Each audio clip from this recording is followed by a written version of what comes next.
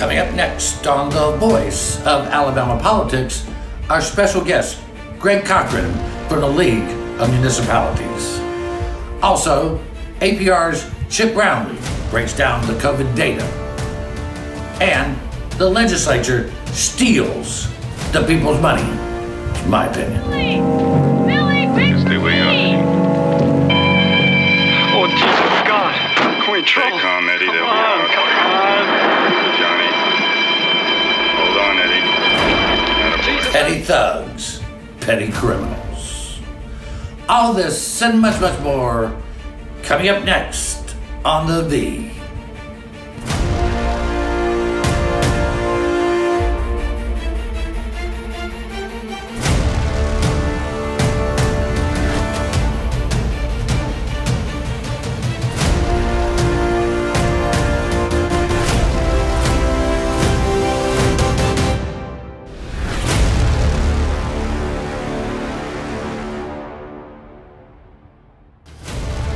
Welcome to The Voice of Alabama Politics, where we tackle the tough issues so you have the hard facts. I'm your host, Bill Britt, and today I'm joined by investigative reporter and columnist for APR, Josh Moon, and my partner, Susan Britt. Hey, how are y'all doing? Hey, Josh. Hey, how are you? How are you? Hey, happy Mother's Day to work mom. Yeah. Thank you. Happy Mother's Day. She is one mother. I can tell you that. Y'all need one. She's great. Susan, Governor Ivey came out on Friday and lifted more restrictions on people going out, lifted restrictions on restaurants and other things. Kind of give us a rundown of what is now sort of open up. She said, well, as governor, not only does she have a responsibility for our physical health, she also has a responsibility for our economic health. With nearly 400 people have been lost so far. She did reopen the restaurants at 50% with 6-foot distancing, bars, salons, gyms, but not bars. I'm sorry, barbers. But did not open yet, like little league teams or concert venues or anything like that. It appears that they are going to reopen the churches. She's saying that the numbers are not associated with social distancing anymore. In other words, the 10 or under has been lifted. However, they still are going to enforce the 6-foot distancing when it comes to anything like weddings, funerals, worship services, or anything like that. Josh, while I know there's been a clamor to get the state back open, this to me seems more political than good policy. Yeah. So, I think you're right. I think it's definitely political. I think she was getting a lot of pressure, and she took a lot of heat from some old friends over the last couple of weeks for not lifting things like Georgia and Tennessee have done. And I'll say, I think there is a point to be made there, a legitimate point to be made and one to be considered about the economic health of the state. Because I think people, when you say that, it comes out as, well, you're choosing dollars over people. Well, it's not necessarily the case. I mean, in a lot of cases, it's people versus people. You have a lot of families who are out there who are really, really struggling badly right now. I understand. Just to eat. And I mean, you look at the lines for free food stretching back for miles in certain places. And I think you come to an understanding that this is affecting people in a very bad way. And so if you're going to say that, and I mean, if you're going to say that's the reason why we're going to do this, and because we feel like our hospitals can handle now, they're better equipped to handle the inevitable spike that's going to come from relaxing these restrictions. Well, okay, say that. But what it was presented as is this, well, we're getting better. Y'all have done a great job out there, and it's not been a picnic for everybody. But, I mean, it's just, that's nonsense. It's a false message, and I think it leads to people being less safe. Well, and Susan, my opinion is when Dr. Harris said, well, we could see as many as 2% increase in COVID-19 cases, which also means a lot more dead. I understand suffering economically. We've lost businesses. We have been in the situation where it is just dire straits to get money. Right. And I understand that, and I feel for everyone who is going through this. Everybody's taking a hit. The thing is, you can replace a business and you can replace an income. You cannot replace a life. And Governor Ivey started out the press conference saying, if I wasn't your governor, I wouldn't be here with There y'all you go. right now. Again, I think she's making the best of bad decisions. There's no good decision here. No, you're right, and it's not. And, I don't want anybody to think that it's easy, and you can just say to people, "Well, you need to stay shut down for 6 months." No, and you can't. That's not. It's not a realistic sort of a thing. And at some point, I'm also of the belief, which will probably drive a lot of my liberal friends crazy, that the more people who ultimately get this, the better off in the long run that we're going to be. Although you're going to have this segment of society there who are very, very vulnerable to this. And, if you've got to figure out the balance there to be able to treat those people, to be able to keep those people from getting this. And we've not figured out any sort of a balance. We have nothing. There's no data to go on for this relaxation of restrictions. No, there isn't. And look, we're not going to find a perfect balance because it's a balance of science and politics. And when I say that she made a political decision, that's what politicians do. It doesn't necessarily mean they're bad. That's what they do. We've got 2 minutes, and this is extremely important that we get to. The federal government, as part of the CARES Act, sent approximately $1.8 billion to the governor of Alabama to pay for the things that are needed from the COVID-19 Stuff we've outbreak. been talking about. Stuff we've been talking about. PPEs, hospitals, poor folks that lose their jobs, all that. They sent the money to the governor. She tried to make a deal with the legislature, and Josh, all they did was just flat out steal the money. Well, that's what I mean, familiar ring to it. Yeah. Yeah, that's what they're known for, stealing the money. And she is clearly fed up with him. You think? Referred to him stealing BP money. And I mean, it just is, oh man, she is. In fairness, she's 100% right about this. They have no reason to have their grubby little hands on this money. And nobody trusts them to spend it properly in any way, shape, or form. They were calling it our money. It's not their money. It's the people. And she told them, it's not your money. And I'm cleaning that up a little bit. It's not your money. It's the people of Alabama's money. Well, Dale Marsh, Senate President Pro Tem, led this charge. He did it before. They took the BP money. Dale Marsh and Mike Hubbard took the BP money. Now they're taking this money. But he went to her and said, oh, well, we'll put together this illegal committee and we'll decide who gets the money. And then he said another illegal committee, and she said, you can't do it. So she recommended that you have an advisory board of the minority leaders and the 4 budget chairs. 4 budget chairs. And they went, oh, no, we're not going to work with them. Oh, we're not going to have that. We're not going to have that. We can't have any Democrats or blacks deciding where the money goes. Yeah, exactly. Yeah, you don't want that. You want the people who know best about what poor people need. You don't want any of those people in there. I mean, That's honestly, right. They're going to spend this worse than BP would have spent the money. I know. We're going to have to leave it right there. You're watching the voice of Alabama politics, and we don't pick your pocket like the legislature does. We'll be right back.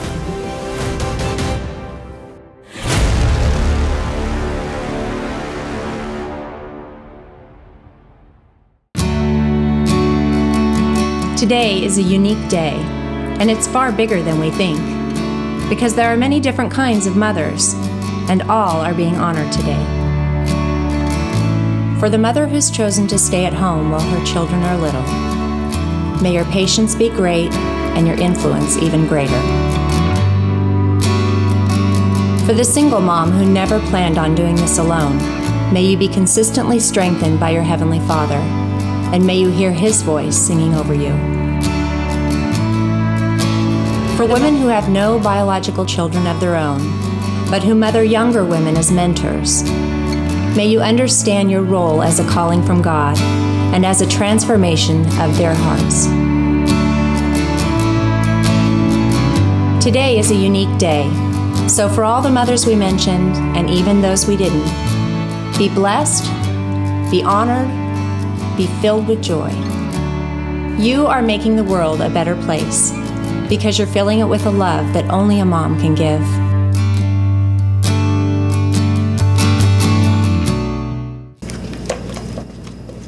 What are you doing today, babe? I thought I'd head down to the lake with the guys, do a little fishing. Of course, none of us will be wearing our seatbelts. I'll lose control of the truck, wrap it around a tree, and kill us all. Okay.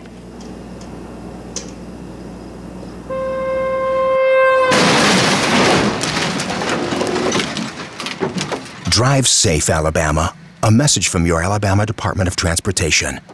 I'm John Merrill. As your Secretary of State, my goal is to ensure that each and every eligible U.S. citizen that's a resident of Alabama is registered to vote and has a photo ID. If you're concerned about going to the polls on July the 14th, we want to encourage you to download an absentee ballot application at alabamavotes.gov or contact your local circuit clerk. Make sure you enclose a copy of your photo ID when you submit your application. We may not see you in person, but through absentee, we'll see you at the polls.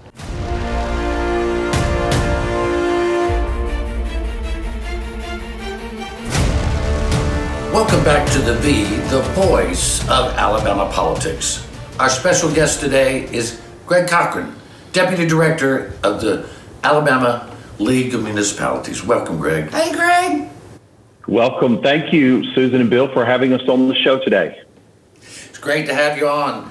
I know the League of Municipalities, y'all really are the voice of the cities of the state, large and small towns, all across our 67 counties. And this has been a trying time for all of our municipalities. Can you tell us and share with our viewers what you're hearing from the municipalities and what is really going on out there during these tough financial times? Yes, sir. That's a great question, and we'll be glad to try to fill you in on that. Our cities are recognized in mid-March as this pandemic started to ramp up across the nation and in our state that it was going to have a financial impact on their revenue streams. We, as businesses, were asked to close their doors, as restaurants were asked to shutter in-house dining. We knew that these revenue streams that our cities rely on to provide their essential services to citizens were going to be impacted. We formed at the League a 10-member task force made up of municipal officials to look at what was happening at the local level and to make recommendations on how we could provide information to the public, to policymakers at the state and federal level. And in that, we developed a portal, a revenue portal that was developed in concert with the city of Tuscaloosa, which provided us with a lot of extraordinary help in putting this portal together. And it is going to be able to show us as revenue streams start coming in and realized by cities just what that financial impact is going to be.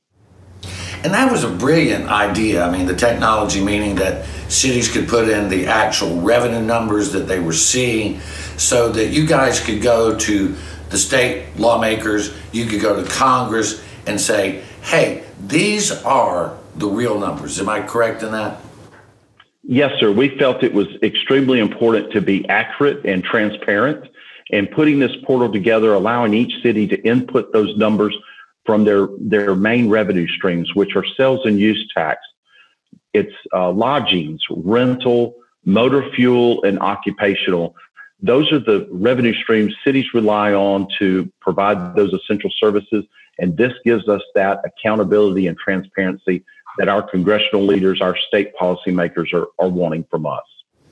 What are the, I mean, I know you're in the initial phases of this because the reporting comes in, there's a lag time, but what are you seeing out there? I mean, what is the overall impact so far? Well, again, as you pointed out, we're just now starting to see the March business activity reflected in those revenue streams. And the COVID pandemic really started affecting March 15th or so. We started seeing a reaction to our communities. In that, we're seeing that lodgings taxes have decreased by 50%. Sales and use taxes have decreased by 25%. So you're starting to see, even in motor fuel, as people were not leaving their homes, not traveling for the spring breaks, that you're seeing about a 20 to 25% decrease in motor fuel tax collections. Wow. So, Greg, what is the league going to be able to do to help these cities during the pandemic? That's a great question.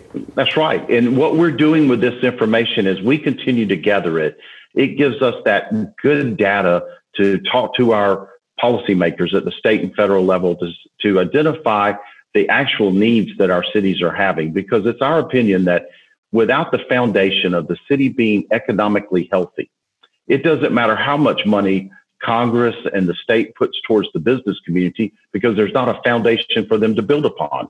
As we found across our state, the cities that do the best have a great foundation for businesses to prosper, for citizens to get out and live, work, and play in their communities.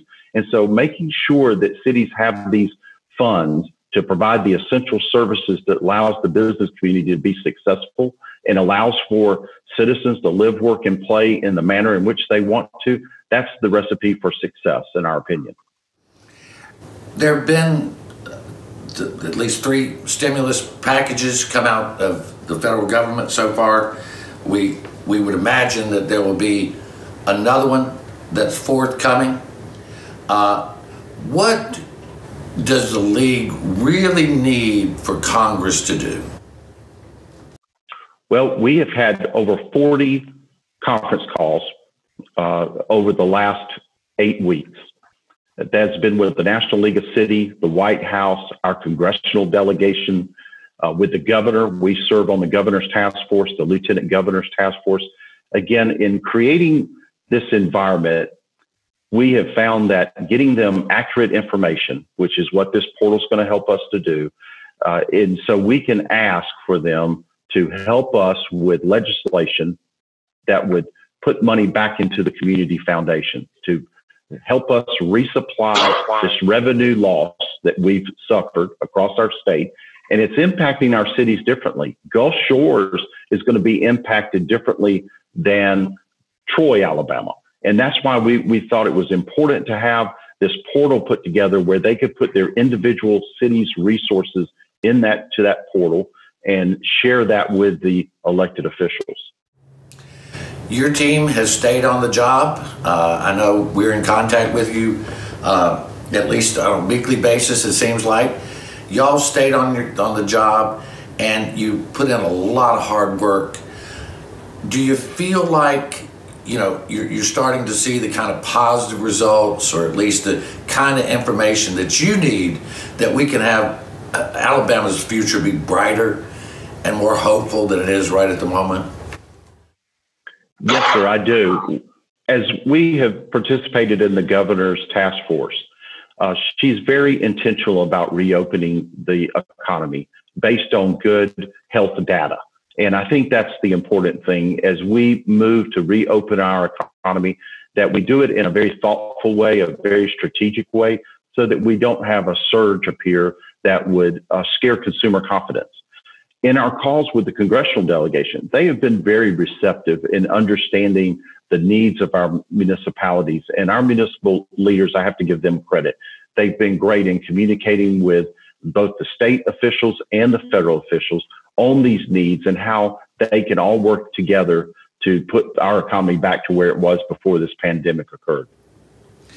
Well, we want to thank you for all the hard work that y'all are doing there, you and your staff, and we wish the very best to all our cities and towns across Alabama. We're in this together, and thank you for being on the show today.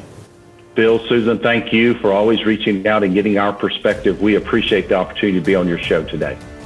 Thank you. Good to see you, Greg. You're watching the voice of Alabama politics. We'll be right back with more news and opinion.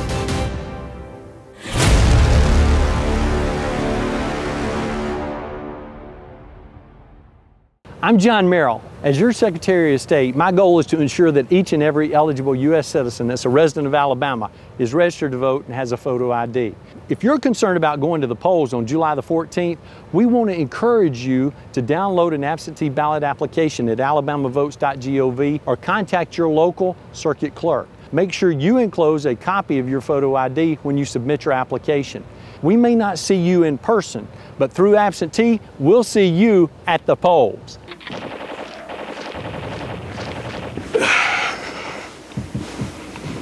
Hey man, what are you doing today? Playing the game. Thought I'd go out for a drive later maybe. Text some friends while I'm doing it. Scroll through social media. Kill a family 4 and a head-on collision. Cool, man. Drive safe, Alabama. A message from your Alabama Department of Transportation.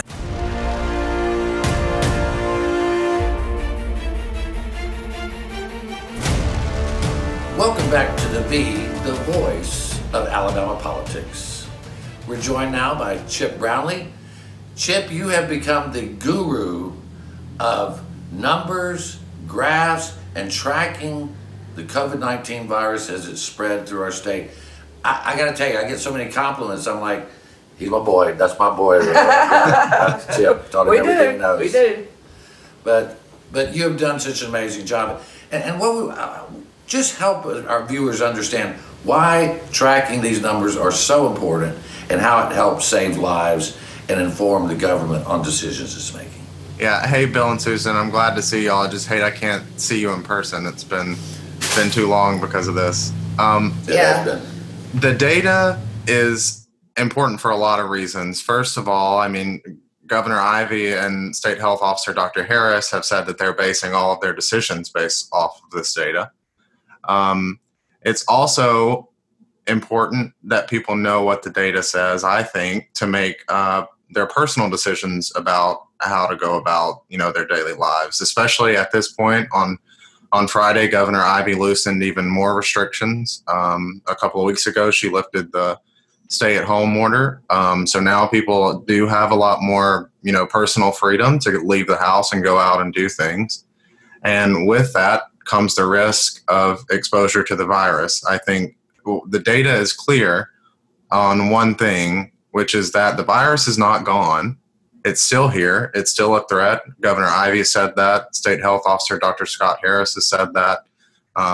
Every epidemiologist and infectious disease expert at UAB, some of the smartest people in the world, one of them, Michael Sagg, Jody Dion Odom, Dr. Jeannie Marazzo, all of these experts who are renowned across the world in Birmingham are saying that the virus is not gone. Community transmission is still happening. It's still here, and the data shows that as well. And that means that people should take that data and look at that data and know that there is a risk of going back outside, of going to Walmart, of going to a park even.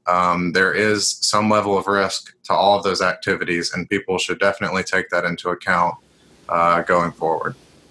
And you've spoken to all those people on numerous occasions, interviewed them, and drilled down on all this with those experts. There are people out here who just do not believe the virus exists, really, or they think the numbers are hyped for political reasons, or so the media can get people all scared and panicky and all that.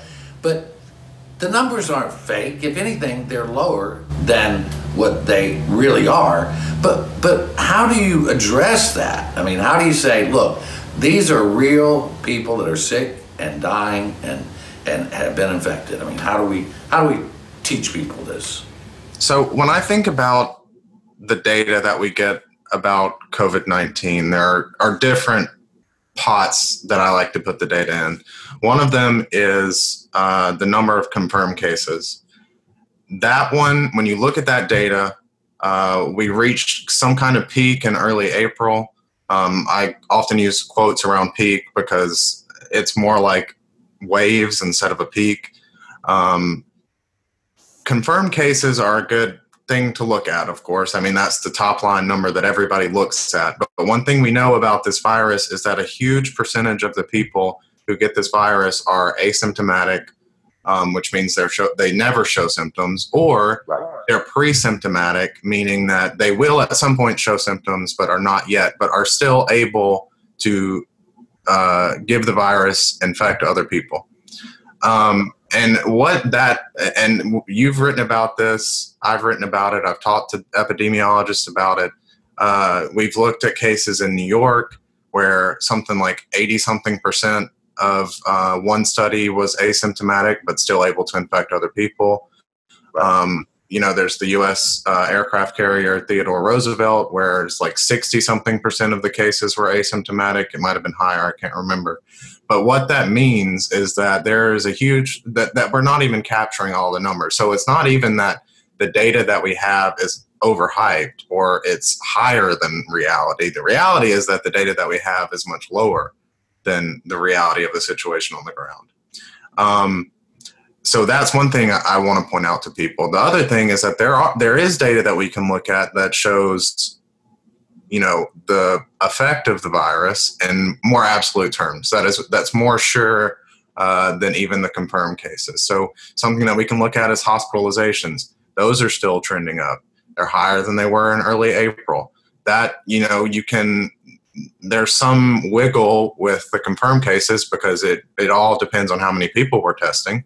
But there's not a lot of wiggle with the hospitalization numbers. I mean, they go up whether or not we're testing people or not, because most of those people are at this point able to get tests. There are delays in being able to get those tests, but they're able to get those tests. So we're probably not missing a lot of people in hospitals who have the virus. And as of Friday, there were more than 600 people in the hospital currently with a confirmed case of the virus and more than 300 others who are awaiting a test. So the numbers are going up too. Well, and on Thursday, there were 355 confirmed cases on Thursday, which was the highest number in one day since they began testing. Yeah, that's exactly right. And the thing is that when these orders are lifted, people get the false assumption that it's safer. It's not safer. The virus hasn't gone anywhere. No. Now, Governor Kay Ivey intimated that people are acting more responsibly. I have anecdotal information that says they aren't. But we are seeing the numbers trending up right now, not trending down, and we haven't hit a wave that reflects the loosening of restrictions. Am I correct in that? Yeah, I mean, you're exactly right about that. So a couple of things on that point. It takes about 2 weeks for whatever policy change to show up in the data, because you have an incubation period with the virus that's usually around 5 days, but can sometimes be longer. And then there is the time you have to wait to get test results, which at some, right now they're saying the turnaround time is 24 to 48 hours. I've heard from some people who've said they've waited for 6 days to get a test. I know somebody in Montgomery whose dad is in a hospital and has waited 6 days to get test results there, even at a hospital. So there are these delays in getting that data. So they've said it takes about 2 weeks to see a change in the data from a policy change. So it's been about a week since, April 30th was when the stay-at-home order was lifted. So we'll have to wait and see what kind of effect that'll have. And then now loosening these restrictions, we'll have to wait 2 more weeks. Okay, well, thank you. Unfortunately, we're out of time.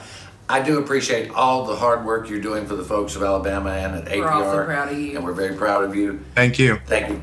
Thank you for being with us. You've been watching the voice of Alabama politics. Stay safe, be strong, and have hope. You watch us because we watch them.